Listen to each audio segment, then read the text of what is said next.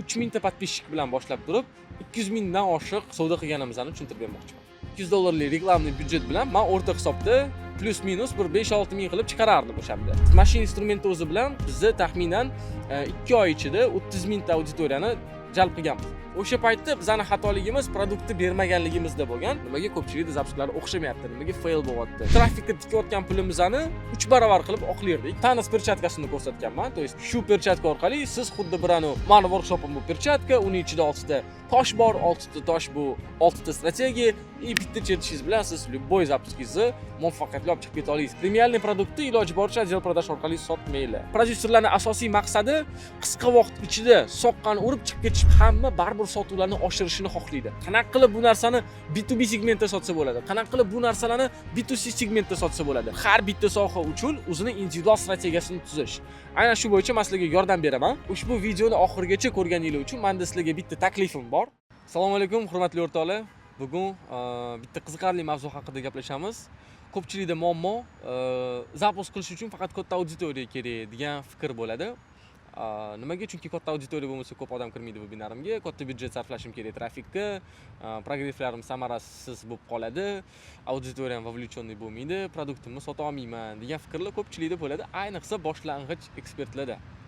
Men sizlarga bitta keset bermoqchiman. Qanaqa qilib o'zimizning zapuskimizni 3000 ta подписчик bilan boshlab turib 200 mingdan oshiq savdo qilganimizni tushuntirib bermoqchiman. Keling qisqacha o'zim haqimda tushuntirib o'taman agarda meni birinchi marta ko'rayotgan bo'lsangiz. Meni ismim Kamolxon Sobirov, 7 yildan beri marketing sohasida ishlab kelaman. 2018-yildan beri infobiznes sohasidaman. Infobiznesdan tashqari zapusklar ham qilamiz, avtovaronkalar qilamiz, korxonalarga, tadbirkorlarga, ekspertlarga sotuvini oshirishga yordam beramiz va bu uchun tizimli, samarali ishlaydigan sotuv sistemalarini shakllantiramiz. Ya'ni varonkalar, strategiyalar va marketing bilan. Bundan tashqari mijozlarimga umumiy qilib hisoblaganda 5,5 million dollarlik foyda olib kelganman shu o'zimizning marketing strategiyalarimiz orqali va 2023-yilda O'zbekistondagi eng katta zapusk amalga oshirishga muvaffaq bo'lganmiz. 520 ming dollarlik zapusk bitta urinishda.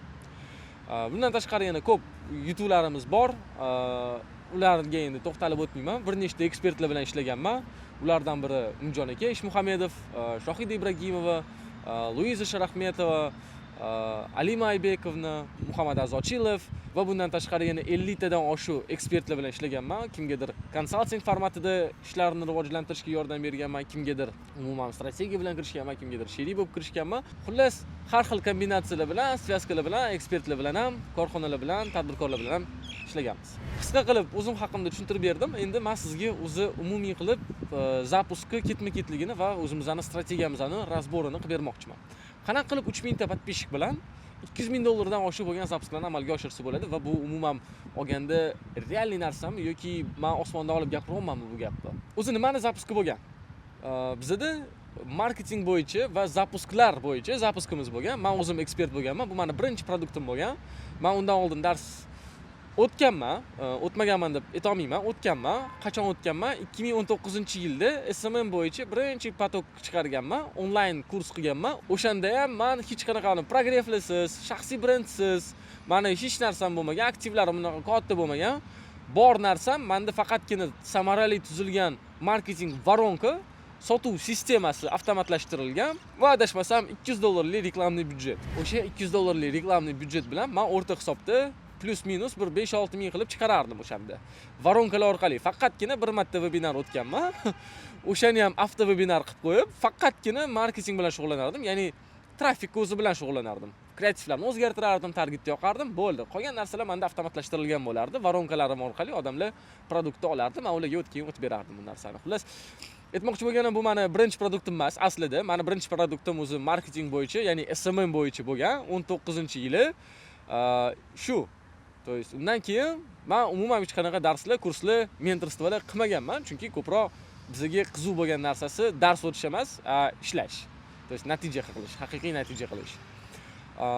Endi bu safar men bu narsani yangicha formatda qilib ko'rmoqchi bo'ldim, chunki shuncha paytdan beri men hammaga zapusklarini qilib beryapman, hamma ekspertlarni ko'taryapman. Qarasam o'zim orqada qolib ketyapman. Ya'ni ana shtorkaning orqasida hech kim bilmaydigan, hech kim tanimaydigan, no name shaxs bo'lib qolib ketyapman. Da nomim bor. Haligacha узкий krullarda meni juda yaxshi bilishadi.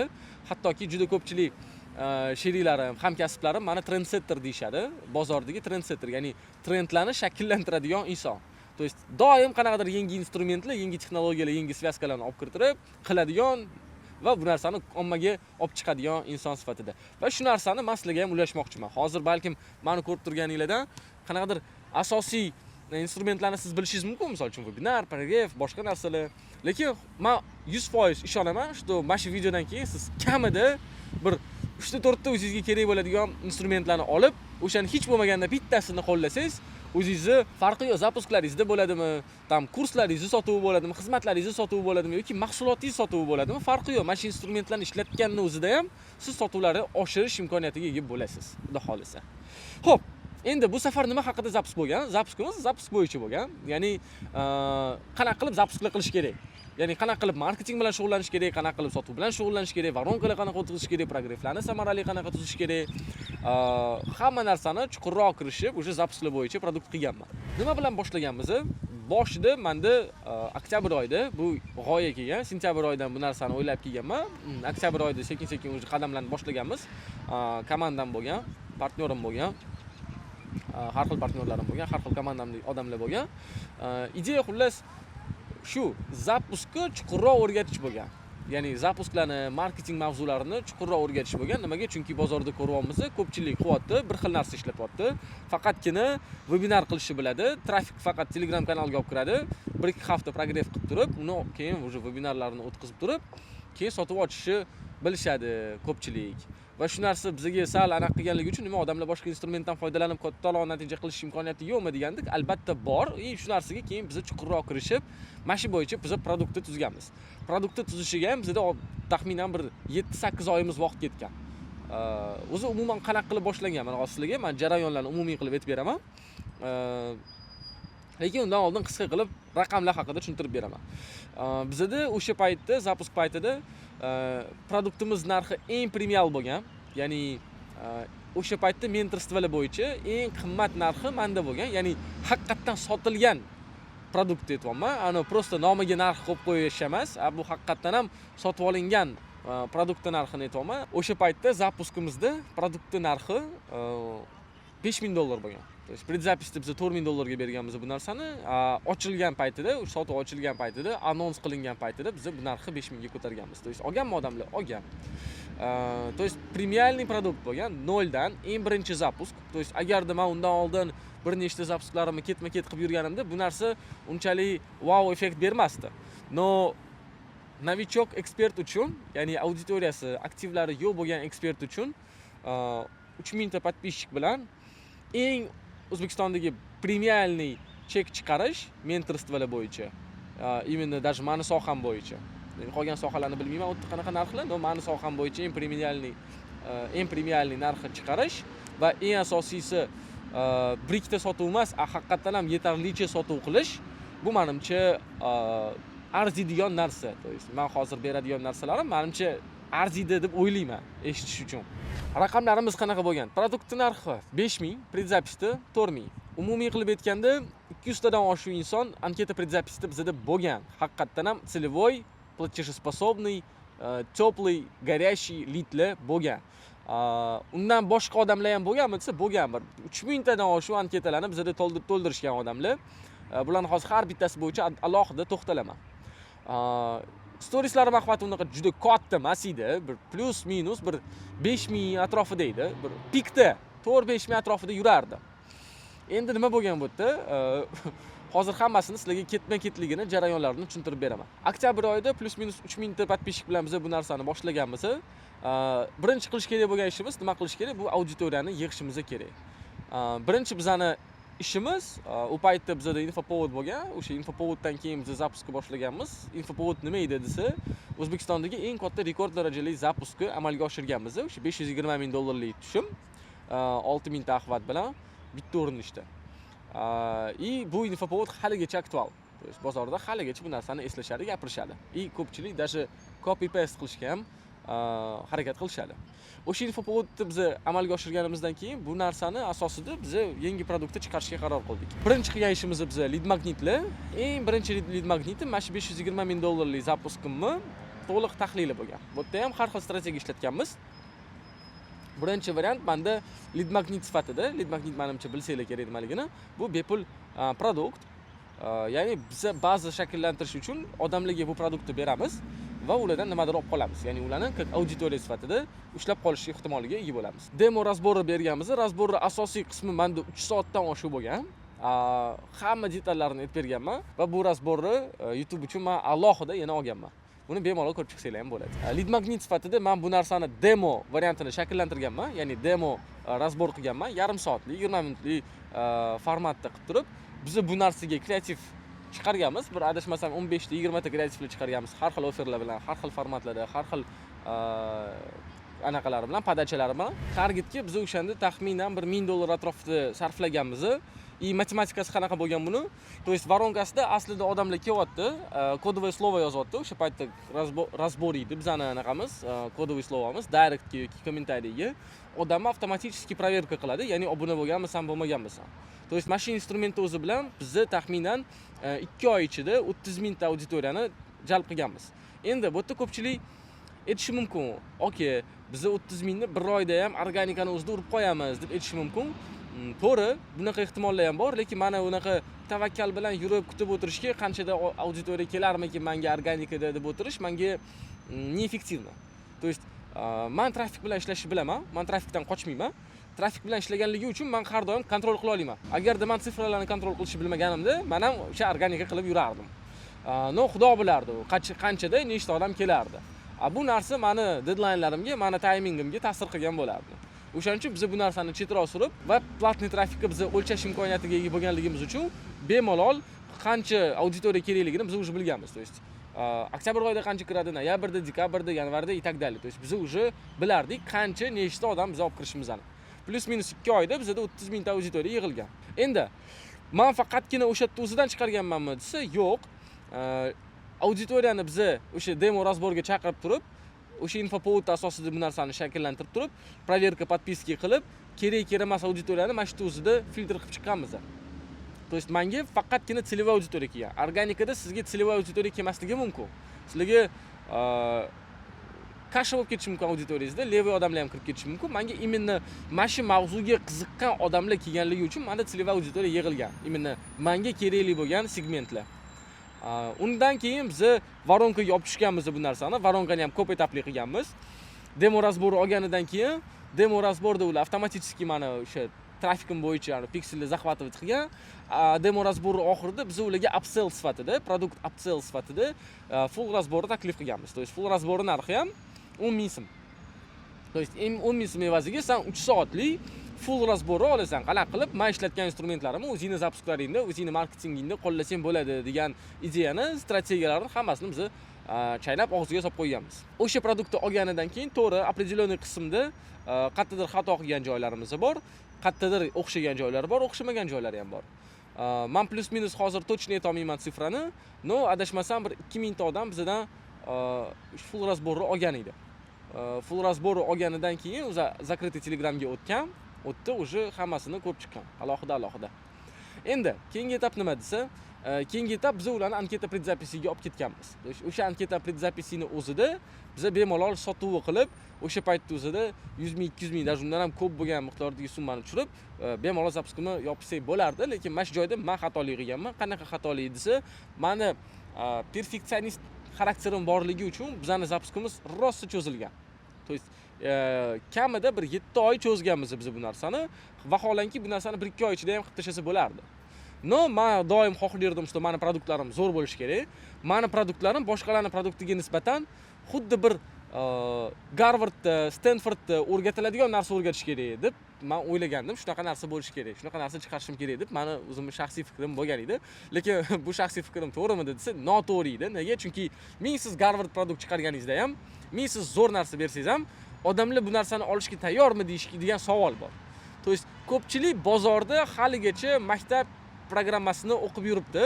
Ularga birdaniga men bu даже oddiy kollej yoki anaqasini ham emas, misol uchun oddiy o'zimizning institutdagi programma emas, bir amerikanskiy qanaqadir слишком усложненный, eng qiyin bo'lgan programmalarni berish bu xatolik bo'lgan.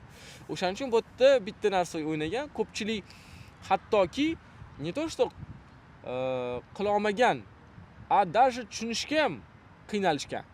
produkt ichidagi bo'lgan jarayonlarni. Chunki slishkim qiyin instrumentlar, slishkim qiyin texnologiyalar. Qolganlar bu payt nima bergan? Asosan trafik olib kirasizlar, webinarda aniq qilasizlar, webinarga olib kirasizlar, Telegramda prograf qilasizlar, o'tkazasizlar, sotasizlar degan metodlar o'sha payt ishlagan. Lekin agar siz shu narsani ko'rib turgan bo'lsangiz, shu videoni ko'rib turgan bo'lsangiz, demak sizda bu o'sha strategiya ishlamayapti. Katta ehtimol bilan. Nimaga? Chunki hozirgi tendensiya bozorda umuman bu strategiyadan foyda bermayapti. Keyingi etaplarimiz bizda nima bo'lgan? Bizani lead magnetimiz olgandan keyin, upsell olganidan keyin o'sha anketa predzapisiga o'tib, o'sha oldindan как раз predzapisda turishgan edi. Bizani keyingi etaplarimiz xuddi shunaqa lead magnetlarni, to есть KSDFlarning asosida o'sha lead magnetlarni yanada ko'paytirish edi. To есть kamida 7-8 ta lead magnetlarni har xil temalar bo'yicha biz chiqarganmiz. Bitta lead magnetga biz kamida 10 tadan kreativlar olardik. To есть 7 ta lead magnetlarga bizda taxminan plus minus 50 ta-70 ta kreativlar bo'lgan edi. Targetni polni faqat aylanib yurardim o'sha paytda. O'shandan keyin bizda auditoriya shakllangan, qanchadir auditoriya kirgan, axvatlar oshgan, reelslarni chiqarganmiz, podkastlarda chiqqanmiz. Bu ham qanaqadir bir ishonchga kirishga yordam bergan. To есть undan tashqari yana раскрытие личности, раскрытие экспертности degan etaplar ham bo'lgan.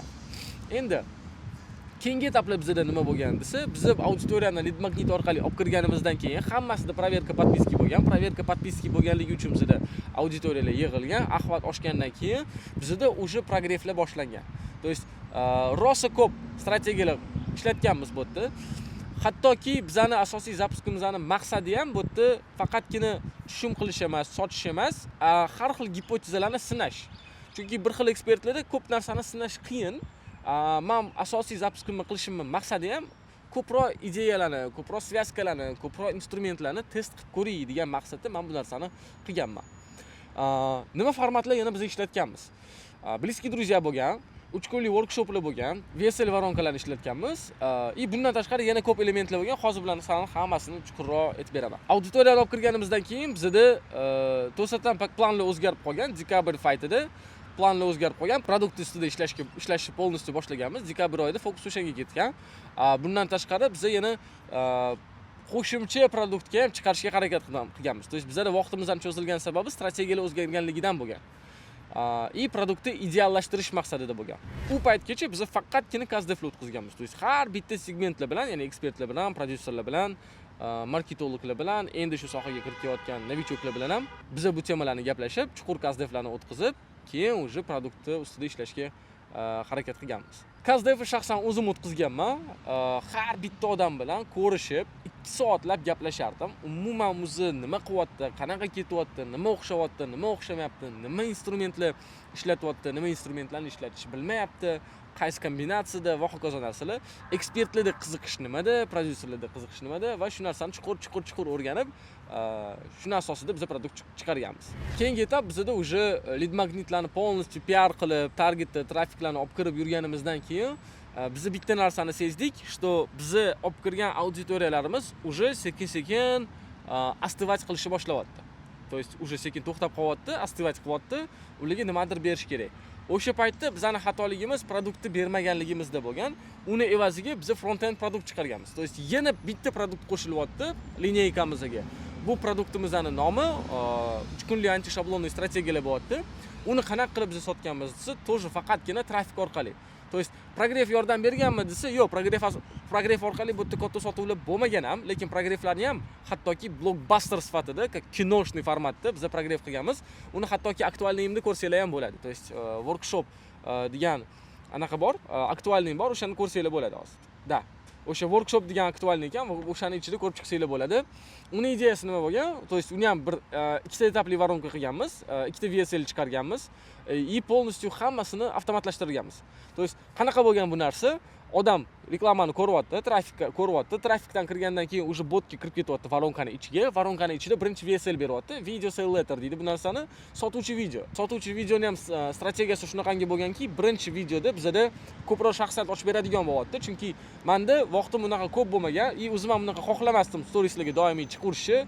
Bu hattoki menga выгорание olib kelgan. Ko'p storieslarga chiqaraverganimda, men даже sizlarga ko'rsatib berishim mumkin. Nechta stories chiqarardim kuniga. Har kuni qilardim bu narsani. Kunim faqat storieslar bilan o'tib ketardi. Hattoki ko'pchilik o'ylaydi, что men stories maker olganmanmi desa, shunchalik zo'r chiqardi storieslarimni. Vaholanki bu storieslarni o'zim qilardim. O'zim zo'r qilardim o'sha storieslarni. Idealni qilardim. No, juda ko'p energiyam olib qolardi. Bu narsani doimiy qilmaslik uchun men bitta VSL chiqarganman. VSLda polni shaxsiyat ochib berganman, storytelling qilib berganman. Ikkinchi VSLda men o'sha problemani tushuntirib berganman. Ya'ni hozirgi bozordagi aktual problemani chuqurroq kirib, asli sababini tushuntirib berganman. Nimaga ko'pchilikda zapislar o'xshamayapti, nimaga fail bo'lyapti, nimaga hamma bir xil narsani ishlatyapti, nimaga shablondan chiqib keta olmayapti, nimaga hamma bitta strukturaga o'rganib qolgan. Xullas, mana shu ideya bilan biz anti shablon strategiyalar mavzusida produkt chiqarganmiz. 3 kunlik workshop bo'lgan. Taxminan bizda trafikka tikayotgan pulimizni 3 barobar qilib oqlardik o'sha paytda o'zida. To есть bizda kamida 300% bo'lib qaytardi bu narsa. Sifralarni ham qo'shib qo'yamiz. Xullas, ertalab odam kirardi trafik ichiga, to есть voronkaning ichiga kirardi trafikdan 2-3 soat ichida avtomatik bu narsa уже 3 barobar oqlanardi. To есть $1 tikilyapti, уже $3 bo'lib qaytyapti bu narsa. O'shanda hattoki biz mana shu VSLlarimizni olishimiz uchun biz Maldivda bo'lganman. Maldivda hattoki mana shu narsani olganmiz. To есть birinchi VSL ofisda olganmiz, Toshkentda olganmiz. Ikkinchi VSL biz Maldivda orollarida olib o'tirganmiz. Progresslar ham, kreativlar ham o'sha yerdan bo'lgan. Bu ham qanaqadir momentda balkim infopovod sifatida ishlagandir. Bannerni slipatadan o'tib ketishga balkim yordam bergan momentdir. Xo'p, endi workshopimizning narxi o'shanda 460 ming so'm bo'lgan edi. Shu sababdan ham biz отдел продаж botga qo'shmoqchi emas edik. Ya'ni bizga qiziq emas 460 minglik produktni sotishimiz uchun yana отдел продаж bu yoqqa qo'shib o'tirish. O'shaning uchun biz voronkanimizni полностью faqat avtooplata orqali qilganmiz. To есть o'zim marketing sohasida, voronka sohasida ancha yildan beri ishlab kelganligim uchun, hattoki men o'sha har xil produktlarimga ham, ekspertlarimga ham, har xil bizneslarni ham voronkalar orqali qilganligim uchun shu qarorda to'xtaldim. Avtoplatalar bizda bo'lishi kerak deb. Taxminan bizda 250 ta odam produktimizni olgan. Ya'ni front-end produktimizni olgan. Mana bizda уже 3 kunlik workshopimiz boshlanyapti. To есть birinchi kuni bizda asosan общий temalar bo'lgan, ya'ni fundament, ya'ni marketingda ham, zapuskda ham qilish kerak bo'lgan fundament narsalar. To есть fundamentalniy narsasiz siz hattoki millionta strategiya qiling, baribir o'xshamaydi. Mana shu narsalarni biz tushuntirganmiz. Ikkinchi kunida biz уже har xil ideya bilan, har xil formatlarda strategiyalarni tushuntirganmiz. VSL voronkalar, front-end voronkalar, kaskadniy modellar, zapusk uchun webinarniy model, avtovebinarniy model, marafonniy model, eksklyuzivniy progress strategiyalarini tushuntirganmiz. Близкие друзья strategiyalarini, kombinatsiyalarini tushuntirganmiz.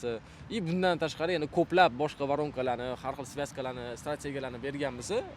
Uchinchi kunda bizda temamiz ko'proq sotuv haqida bo'lgan. Bizda hattoki temam ko'pligi uchun, gapiradigan narsalarim ko'p bo'lganligi uchun menga hattoki 3 kun o'zi ham yetmadi. Menda har bitta kun taxminan 3-4 soat bo'lardi. Biz yana alohida bitta kun qo'shganmiz va qo'shimcha qiymat sifatida hamma workshop qatnashuvchilari bilan kechki payt razborlar ham qilardik. Eng asosiy narsa bizda mana shu front-end produktimiz sotilishiga bu ideyani o'zi bo'lgan. To есть noodatiy ideya.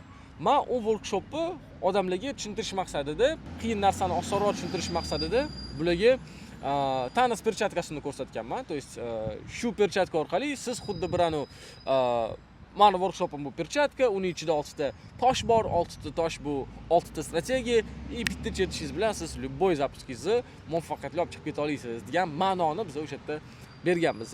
Eng asosiysi to, что chuqur ma'nosiga kiritishadigan bo'lsak, aslida nimaga muammo bo'lyapti odamlarda zapuslarni muvaffaqiyatli oshirishga? Chunki ularda bitta strategiya har xil proyektlar uchun. Bu aslida noto'g'ri. Chunki universal strategiyalar hech qachon bo'lmaydi. Strategiya bo'yicha men yana alohida to'xtalaman shu videoda, uni keyinroq tushuntirib beraman chuqurroq qilib. Вот bizda workshop o'tyapti. To есть bizda o'sha workshopni birinchi kunni o'zida nativni produktni ideyasini sotyapmiz, flagmanskiy produkt ideyasini sotyapmiz.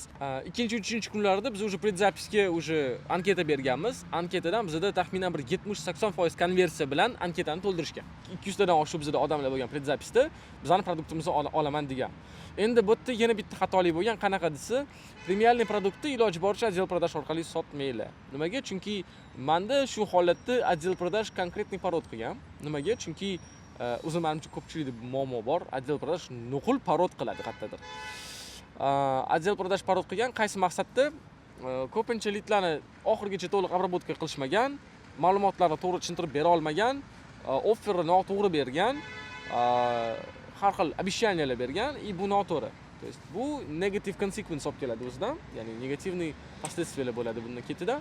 O'shaning uchun agarda premialniy produkt sotayotgan bo'lsangiz, ya'ni premialniy deganda bir segmentinglarga qarab, agar segmentinglar past bo'ladigan bo'lsa, где-то 2000 dan baland bo'lgan produktlarni iloji boricha жесткий filtr qilib, saralab, tanlab olish kerak. Shu. То есть bizda o'shani o'zidan ancha-muncha sotuvlar bo'lgan, почти 70% naborni o'sha yerda o'zida sotib qo'yganmiz. То есть 70% auditoriyani, ya'ni produkt gruppasini biz o'sha yerdan to'ldirib bo'lganmiz. To'g'riroq. Keyingi etaplarimiz bizda yana bitta har xil ideyalar kelgan. O'sha paytda, то есть workshopni biz avtovaronkaga qo'yib qo'yib, avtovaronkalar orqali doimiy sotuv qilamiz degan strategiyalarimiz bo'lgan.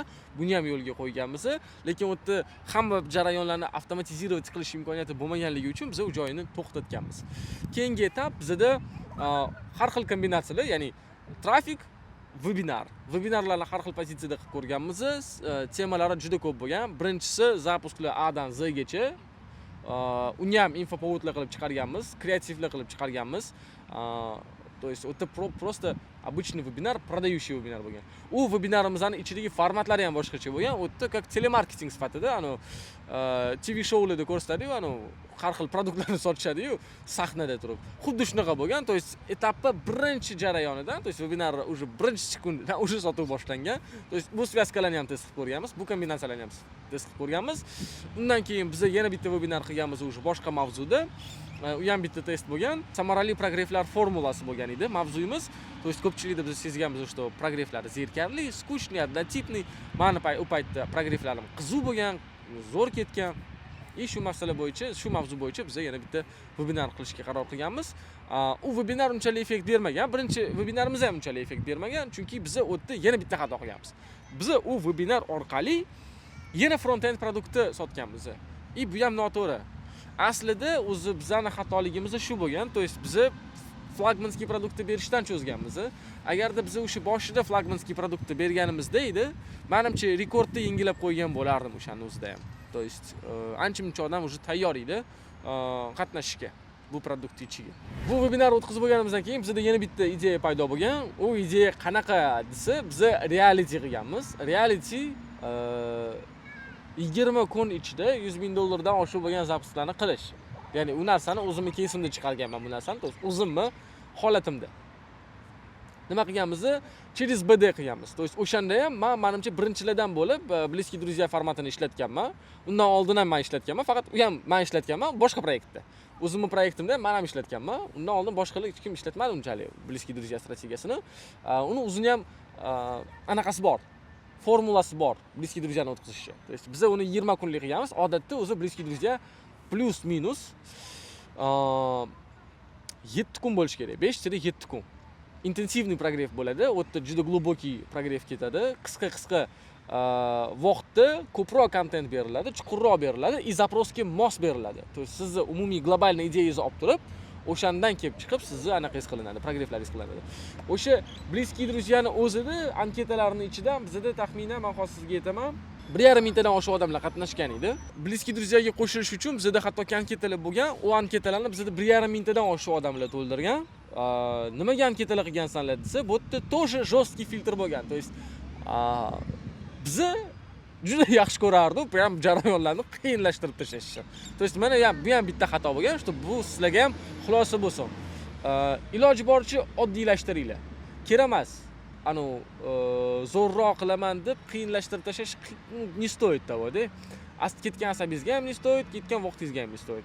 No, даже shu narsaga qaramasdan turib ham bizda 1,5 mingta odam anketani to'ldirdi erinmasdan Bliskiy друзьяga qo'shilish uchun, realityni kuzatish uchun biz keyin u baza bilan ishladik.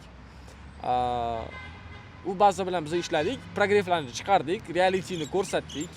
Realityni o'zidan biz plus-minus o'sha 20 tadan oshiq sotuvlarni amalga oshirganmiz. Вот, то есть o'sha 20 tani sotuvlarni amalga oshirib, biz shu bilan полностью запускni yopganmiz. То есть сразу bizning produktni выдачасы boshlangan. То есть umumiy qilib nima aytmoqchiman? Bu yerda sуть в том, что ko'pchilik ekspertlarning problemasi shundaki, ular усложнять qiladi. Ikkinchidan, hattoki даже усложнять ham emas gap.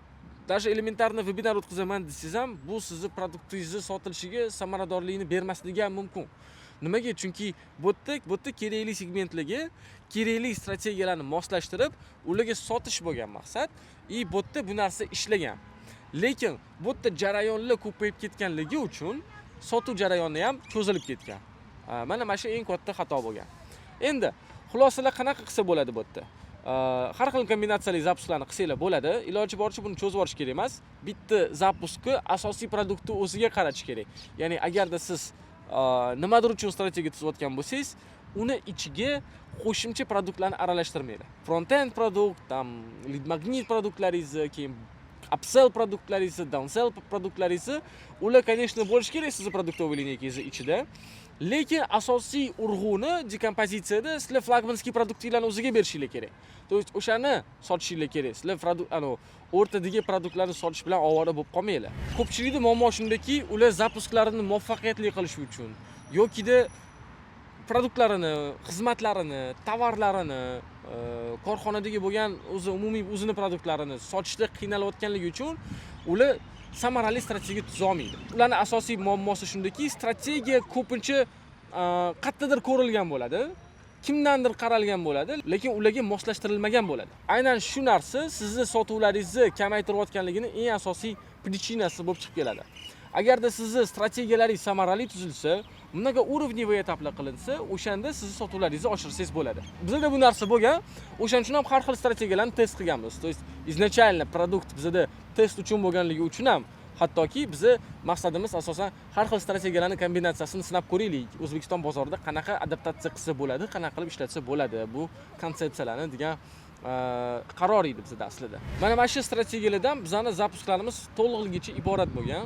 Lead magnetni voronkalar qilganmiz, podpiska voronkalarini ishlatganmiz. Bundan tashqari upsell voronka ishlatganmiz. Lead magnetdan sразу upsell produktga olib kirib ketishimiz uchun u upsell produktlarimizni olgan odamlar bilan biz chuqurroq kasdeflarni o'tkazganmiz. Lekin bizning xatoligimiz shu yerda bo'lganki, men o'zim hammaga bu narsani aytaman, lekin o'sha paytda o'zim qilmaganman bu narsani. Kasdefda sotuv bo'lishi shart. То есть kasdefda agar produktingizni sotmasangiz, kasdefni chuqur o'tkazmagan bo'lasiz. Nimaga? Chunki o'sha sotayotgan paytingizda odamlarda ikkilanishlar, har xil e'tirozlar paydo bo'lishni boshlaydi. Ungacha siz zo'rsiz, sizga qarsanglar chalishadi, sizni produktingizni olaman deyshadi, lekin aslida bu bunaqa emas. Agar odam produktni olishni xohlasa, unga pul ham tayyor bo'lish kerak, to'lashga. Shu, to есть kasdeflarni o'tkazganmiz. Kasdeflardan keyin biz уже front-end voronkalar tuzganmiz, VSL voronkalar tuzganmiz. VSL voronkalarda front-end produkt berilgan. Front-end produkti ichida flagmanskiy produktga предзаписlar bo'lgan. Bundan tashqari webinarniy voronkalar ishlatganmiz, близкие друзья voronkalarini ishlatganmiz, yopiq eksklyuzivniy progrefflarni ishlatganmiz bu yerda. Avto webinarniy voronkalarni ham ishlatganmiz bu yerda va eng asosiysi keyin esa уже bizda asosiy flagmanskiy produktga, asosiy produktimizga уже progref ketgan. То есть har xil infopovodlar bilan, ideyalar bilan bu narsalarni, то есть ko'rsatib berishim mumkin, чтобы sizlar tushunib olishinglarga. Flagmanskiy produktimizni biz Garvard deb nomlaganmiz, o'zi produkti nomi Zapusklar Oliy ligasi. То есть Высшая liga zapuskov bo'lgan edi.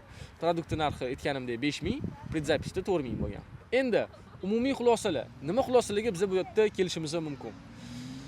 Aslida produktingizni sotishingiz uchun siz voronkalaringizni qiyinlashtirib tashlashingiz shart emas. Faqatgina fokusingizni flagmanskiy produktni sotuviga qaratishingiz kerak va sotuvni birinchi etapni o'zidan boshlashingiz kerak. Men xatoyim nimada bo'lgan? Men produktimni sotmaganman, chunki men produktimni doimiy darabotka qilishni xohlaganman. То есть ideal produkt chiqarish niyatim bo'lganligi uchun men produktni sotuvini ochmaganman. Hali o'sha paytlarda. No, sizlar bu narsani qilmanglar. Produktinglar xom bo'lsa ham, MVP produkt chiqarib tursanglar ham, baribir bu narsani sotganinglar ma'qul. Nimaga? Chunki bitta ideal narsa qila olmaysizlar. Meni prosta o'sha paytda perfeksionistligim bo'lgan. Bu yomon odat. Men bu narsani o'zi yo'qota olmaslik ekan. Hattoki даже bir xil narsalarni ham даже без prezentatsiya tayyorlab tashlamayman. No, bu narsa plusga o'ynaydi faqatgina, chunki sizlarda zapusklarda faqatgina tezlik rol o'ynaydi. Qanchalik sekin qilsanglar, shunchalik sizlarni продажалар ham, sotuvlar ham kam bo'ladi. Aktivlar ham kam shakllanadi. Qanchalik qisqa vaqt ichida tezroq amalga oshirsanglar, har bitta strategiyalarni, unda sizni kattaroq natija kutishi mumkin. Bundan tashqari, agarda mnogouровневый strategiya tuzadigan bo'lsangiz, agarda siz уже прям topchik darajada bo'ladigan bo'lsangiz, bu narsalarni tushunsangiz, sizlarga baribir umumiy strategiya bilan отдельный har bitta etapli strategiyalar kerak bo'ladi. Har bitta strategiyalarni samarali amalga oshirishingiz uchun sizga birinchi o'rinda dekompozitsiya kerak bo'ladi. Ya'ni har bitta sotuv etaplaringizni siz oldindan hisob kitobini qilib qo'ygan bo'lishingiz kerak bo'ladi. Nechta odam sizni varonkangiz ichiga kiradi? O'sha nechtadir odam varonkangiz ichiga kirishi uchun nechta odamni siz trafikdan olib kirishingiz kerak bo'ladi. Varonkalaringiz etaplari nechta bosqichdan iborat. To есть, mana shu hamma narsalarni oldindan struktura qilib chiqsa bo'ladi. Prost men sizlarga tushuntirib bermoqchi bo'layotgan asosiy ideyam shundaki, kichkina baza bilan, ya'ni mikro bazani o'zidan ham katta zapus, katta sotuvlarni amalga oshirsa bo'ladi. Va bu narsani eng qiziqarli tomoni hech qanaqa progresslar, hech qanaqa infopovodlar, hech qanaqa doimiy kontentlarni chiqarmasdan ham qilsa bo'ladi bu narsani. Bizda asosiy ishlagan narsa aslida voronkalar edi. Biz подписка voronkalarni ishlatganmiz, boshqa уровеньдagi voronkalarni ishlatganmiz, front-end voronka, flagman voronka, предзапись voronka и так далее. То есть bizda по сути voronka ishlagan. Bizda по сути strategiya tizimli ishlagan va shu uchun ham bizda sotuv bo'lgan. Bu mana bu qilingan progresslar, har xil stories tilida likillashlar, har xil boshqa etaplar, u nomiga bo'lgan narsa. Bu senga sotuv olib kelganmi desa, yo'q, olib kelgan, no katta emas. To есть 20-30% olib kelgan bo'lishi mumkin, lekin biz asosiy sotuvlarni, asosiy продажаlarni bez stories, bez progressov, bez Reelsov, bez lichного brenda qilganmiz bu narsani. O'shaning uchun ham bizda даже eng qimmat produkt eng qisqa vaqt ichida mikro baza bilan ham sotsa bo'ladi. 3000 ta подписчиkingiz bo'ladimi? 10 ta bo'ladimi? 300 ta bo'ladimi? Farqi yo'q. Главное shu strategiyani tizimli tuzib olishingiz kerak. Ya'ni o'sha tizimli varonkalaringizni yo'lga qo'yib olsangiz, sizga mana shu narsani o'zi yetarli bo'ladi. Menda sizlar uchun shu bo'yicha yaxshi taklifim bor. Bu taklif kimlarga? Birinchi o'rinda ekspertlarga. Nimaga? Chunki ko'pincha ekspertlarda muammo bor, prodyuserlar bilan ishlamayotganligidan. Prodyuserlarning asosiy maqsadi qisqa vaqt ichida soqqani urib chiqib ketish bo'layotganligi uchun hozirgi paytda ekspertlarni o'ziga men tavsiya qilaman, samozapusk bilan shug'ullaninglar. Agarda sizlar o'zingizlar zapuskga tushunmasanglar, sizlar o'zingizlar marketingga tushunmasanglar, sizlar o'zingizlarning produktinglarni ustida ishlamasanglar, voronkani ustida ishlamasanglar, har bitta kelgan prodyuser sizlarni quloqingizga lag'monni ilib, pulinglarni olib, ishini qilib bermasdan ketkizib yuboradigan minusga ham kirib qolasizlar. Hamma narsa o'zingizlarga qolib ketadi. Undan ko'ra mana shu narsani o'zingizlar o'rganib olganingiz yaxshi. Farqi yo'q, siz ekspert bo'lasizmi yokida freelancer bo'lasizmi yoki o'zingizni xizmatingizni sotasizmi, arxitektor bo'lasizmi, stomatolog bo'lasizmi, farqi yo'q. Hammaga kerakli bo'layotgan nuqta shundaki, hamma baribir sotuvlarni oshirishini xohlaydi va sotuvlari doimiy va tizimli o'sishini xohlaydi. Eng kerakli ko'pchiligiga bo'lgan narsa aynan shu. Chunki farqi yo'q nechta reels chiqarasiz, farqi yo'q nechta storiesda progress qilasiz. Farqi yo'q sizning lishniy brendingiz bormi, yo'qmi, Instagramingiz akkauntingiz yurg'izasizmi, yurg'izmaysizmi? Agarda bu narsani tizimga tushirib olsangiz, to'g'ri varonkalarni to'g'ri joyda samarali ishlatishni o'rganib olsangiz, любой produktingizni, farqi yo'q, biznes produktmi, infoproduktmi, xizmatmi, har bitta produktni qisqa vaqt ichida kerakli auditoriyalarni olib kirib, ularga avtomatizirованный progresslar qilib, bemalol produktinglarni sotsanglar bo'ladi. Endi savol tug'iladi. Qanaqa qilib bu varonkalarni, bu strategiyalarni, bu har xil kombinatsiyalarni, svязкаlarni hammani o'zini sohasiga moslashtirish mumkin. Misol uchun siz shaxsiy brend bilan shug'ullanasiz, shaxsiy brendingizni orqali kattaroq sotuvga chiqmoqchisiz, qimmatroq sotmoqchisiz. Yoki siz interyerchisiz, interyer uslugalaringizni, xizmatlaringizni sotmoqchisiz varonkalar orqali. Yoki siz tadbirkorsiz, siz biznesingiz bor, siz qanaqadir mahsulot chiqarasiz, mahsulotingizni sotishga harakat qilyapsiz. Qanaqa qilib bu narsani B2B segmentda sotsa bo'ladi? Qanaqa qilib bu narsalarni B2C segmentda sotsa bo'ladi? Mana shu eng kerakli narsalar aynan shu varonkalar strategiyalar orqali bo'ladi. Hammani qiziqtiradigan joyi qanaqa qilib, misol uchun har bitta soha uchun o'zining individual strategiyasini tuzish. Aynan shu bo'yicha men sizlarga yordam beraman. Qanaqa qilib desa, ushbu videoni oxirigacha ko'rganingiz uchun menda sizlarga bitta taklifim bor. Bu videoni tagida sizlarga anketa beriladi. U anketaning ichida mendan razbor olish imkoniyati bo'ladi. To есть, u razborda men sizlar bilan o'tirib, proyektinglarni izuchat qilib, hozirgi aktivlaringlarni raqamlashtirib, nima bor, nima yo'q, o'shandan kelib chiqib B nuqtani belgilaymiz. Ya'ni qaysi vaqtda, nechta muddat ichida biz qanaqa natijaga chiqishimiz kerak. va bu natijaga chiqish uchun hozirgi aktivlarimizdan kelib chiqqan holatda strategiya tuziladi. U strategiyani ichida instrumentlar, voronkalar, svyazkalar va boshqa narsalar ham bo'ladi. Bu narsani men faqatgina 10 ta odam uchun mana shu videoni ko'rganligidan 10 ta odamni belgilab turib, bularga men bu narsani tekinga qilib bermoqchiman. O'zi aslida bu produktimni, bu xizmatimni narxi qimmatroq yuradi. Narxini aytib o'tirmayman. Men biladiganlar biladi bu narsani. 10 ta odamni tanlab turib, nechta odam to'ldiradigan ketani men bilmayman. 1000 ta to'ldiradimi, 100 ta to'ldiradimi, 15 ta to'ldiradimi, 5 ta to'ldiradimi, farqi yo'q. 10 ta odamni men tanlab turib, kimga meni aqlim yetsa, ya'ni foyda berishga, meni ko'zim yetsa, aqlim yetsa, men bu narsani haqiqatan qilib bera oladigan bo'lsam, mendan oldin bu narsa qilingan, ya'ni tajribamda bo'lgan, bu narsadan kelib chiqib turib, men bularga nimadir qilib bera olaman degan xulosaga kelsam, men odamlarni albatta tanlab chaqiraman. Birgalikda biz ular bilan razbor qilamiz va o'sha joyni o'zida individual sizga mos tushadigan strategiyani tuzishga yordam beraman. O'shaning uchun ushbu videoni tagidagi anketani to'ldiringlar. Xudo xolasa sizlar bilan menejerlarim, assistentlarim bog'lanadi. Sizlarning spiskalarini men o'zim tekshirib chiqaman. Xudo xolasa biz sizlar bilan razborlarni o'tkazib olish imkoniyatiga ega bo'lamiz. Agarda siz ham o'zingizni mikro bazangizdan, ya'ni 3000 ta podpishchikdan katta sotuv 100 ming, 200 ming, 300 ming dollarlik sotuvlarni amalga oshirishni xohlasangiz, воронкалар orqali tizimli, без прогревов, без stories, без выгорания, без больших бюджетов, без команды, без больших активов shu narsani qilish xohishi bo'lsa, welcome. Qo'ldan kelgancha sizlarga yordam berishga harakat qilaman. Videoni ko'rganingiz uchun sizlarga alohida rahmat. Bilaman, bu juda katta video bo'ldi. No, menimcha ishonaman, что bu video maksimalno foydali va plodotvorniy bo'lganiga qalbimdan ishonaman. Hammalarga rahmat. Keyingi videolarda ko'rishguncha charchamanglar.